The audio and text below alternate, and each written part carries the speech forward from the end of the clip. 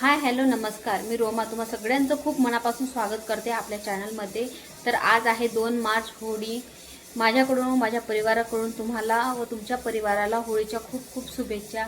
तर फायनली आजपासून व्हिडिओला स्टार्ट करते। खूप दिवसापासून विचार करत होती की आज स्टार्ट करू, उद्या परवा असं करता करता खूप दिवस झाले। 2026चे पण 2 महिने माझे वाया गेले।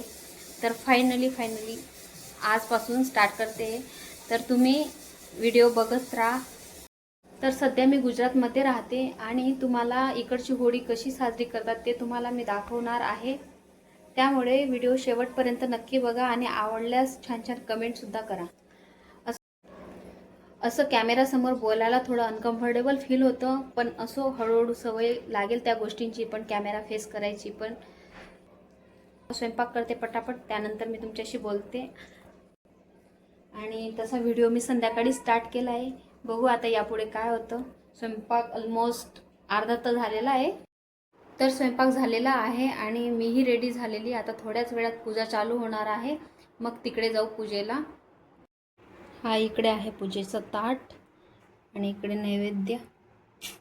ओके डन, चलो। तर आपल्याकडे जशी महाराष्ट्रात पूजा होत असते तशीच सेम इकडे गुजरातमध्ये पण होत असते।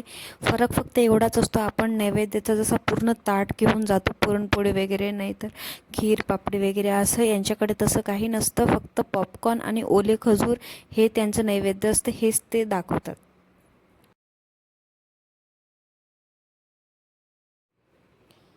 पूजा खूप छान झाली आणि पूजा केल्यानंतर घरी आलो, जेवण केलं आणि झोपी गेलो। नंतर दुसऱ्या दिवशी शूट केला, त्यावेळेस काही शूट करायची इच्छाच झाली नाही, खूप लेट झालं होतं त्यामुळे।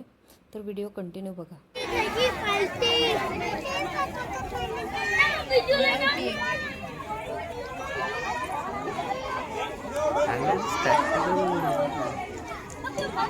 काका किती जवळ जवळ